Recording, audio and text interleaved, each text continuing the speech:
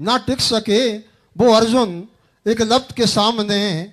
आशीष था गुरु का किस्मत बुलंद है, आशीष था गुरु का किस्मत बुलंद है। हे गुरुदेव, मेरी जिज्ञासा यह है कि श्रावक के चाहे आवश्यक हैं, लेकिन आपने केवल दान के लिए इतना कर दिया। आप कहते हैं कि मैं केवल अपने भक्तों से कह रहा हूं, करुणापूर्वक कह रहा हूं और बड़ी दया करके कह रहा हूं कि हे भक्तों मान जाओ, मान जाओ। जब मौका मिले मौका कभी मत छोड़ना।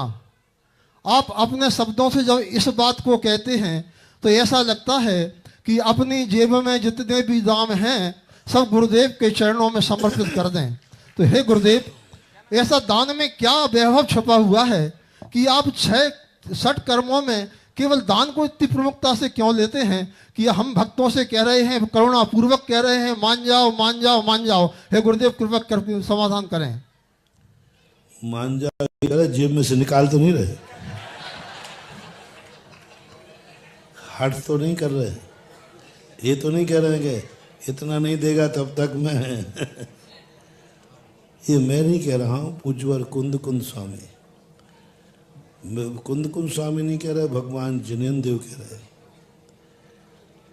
पूरे शास्त्रों में भरा पड़ा है कि 6 आवश्यक या 4 आवश्यकों में दान पूजा मुख्यो सावो धम्मो, ये सूत्र हजारों साल पुराना है। दान पूजा मुख्यो सावो धम्मो, श्रावक का पहला धर्म दान है, क्योंकि पूजा कुछ श्रावक ऐसे हैं जो पूजा नहीं कर सकते।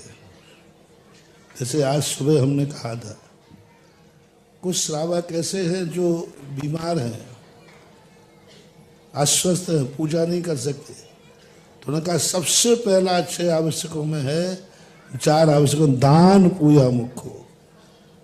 दान और पूजा, मैं दान का ही देता हूँ, साथ में अभिषेक और पूजा का भी देता हूँ। अभिषेक पूजा में कहता हूँ मान जाओ, मान जाओ, फिर नहीं मानते हो तो बाद में कहता हूँ नहीं मानते हो तो वो आप बोल दो। तो ये शास्त्रीय भाषा है। मैं अपनी तरफ से कभी किसी चीज की प्रेरणा देता ही नहीं हूँ। ये शास्त्रों में लिखा है कि अपने भक्तों को जब भी उपदेश दो, दान पूजा का उपदेश देना, क्योंकि दान पूजा के माध्यम से ही इनके पाप कटेंगे, क्योंकि ये कमाई किए बिना रहेंगे नहीं, कमाई किए बिना रहेंगे नहीं। 24 घंटे में तुम खाते ज्यादा हो कि कमाते ज्यादा हो? कमाते ज्यादा। कमाते ज्यादा। नौकरी वाला खाता ज्यादा है कि नौकरी ज्यादा करता है? नौकरी ज्यादा, कमाते ज्यादा हो, खाते कम हो। इसलिए जो ज्यादा पाप करते हो उसी के बदले में ज्यादा कमाओ, ज्यादा दान दो, और फिर बाद में पूजा की बात कही, खाते भी हो। तो ये आगम के और शास्त्रों की भाषा है। उपदेश देने का हमें अधिकार है, महिमा बताने का हमें अधिकार है।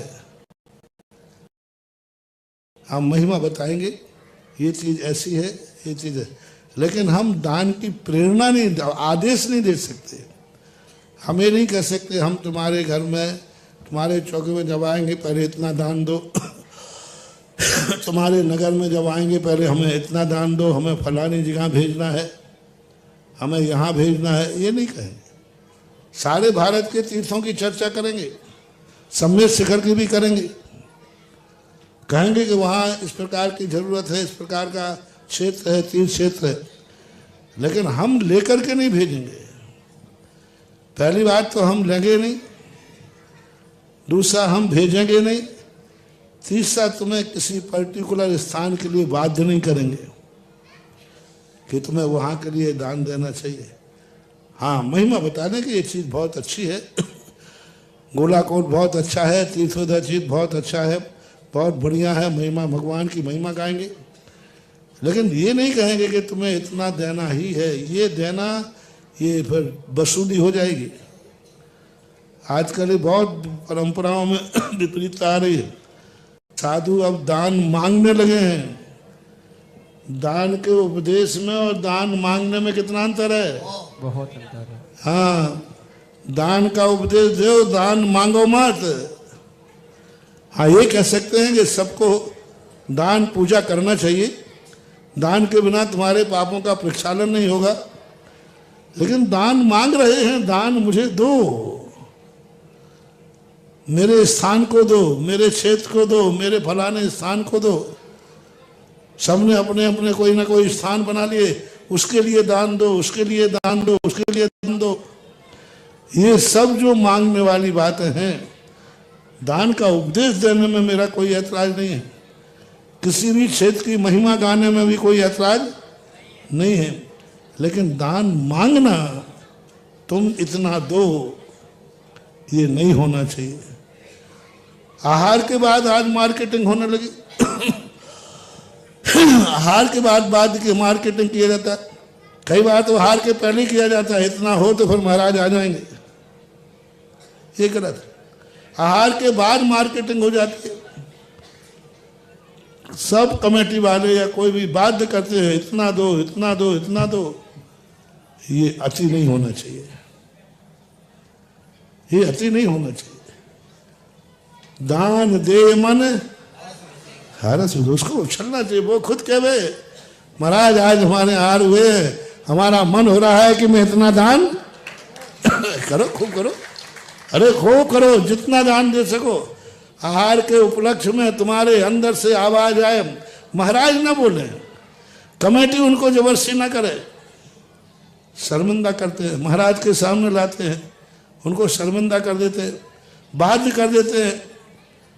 और कई बार तो बेचारा श्रावक बोले नहीं, उसके पहले ही बोल देते हैं। घर में जाके उनकी कलह हो जाती, हमारी शक्ति नहीं है इतनी, हम दे ही नहीं सकते। फिर कई बार तो ऐसा दान बोल तो देते हैं, लेकिन फिर वो दे नहीं पाते, आने में उसको बहुत मुश्किल हो जाता, कठिनाई पड़ती है। तो कभी कुछ कर जाते, तभी भक्त हों, विशेष हंसी मजाक में चर्चा करना वो एक बात अलग हो जाती है। लेकिन नहीं, दान मांगना नहीं है। दान बिना मांगे मिले हुआ दान है, और मांगे से मिले तो वो भीख है। जय हो। क्या डायलॉग है?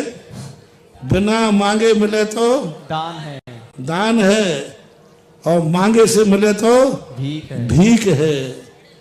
हम दान की महिमा गाते हैं, हमारे पूज्य गुरुदेव गाते थे, हमारे शास्त्र गाते हैं, कुंद कुंद भगवान ने गाया है।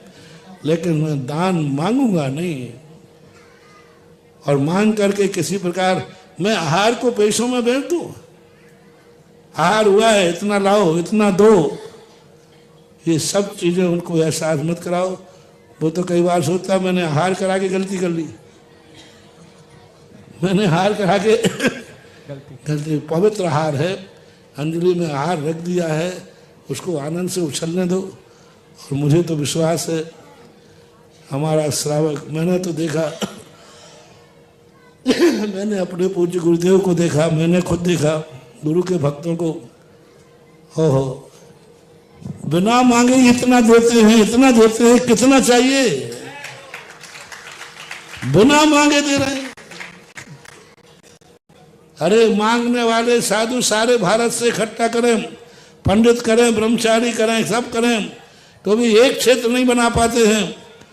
और हमारे आचार्य महाराज ने बिना मांगे सारे भारत के तीर्थ बना डाले। जय हो, जय हो, जय हो। बिना मांगे कुछ नहीं किया, देखो तीर्थ बना डाले। क्या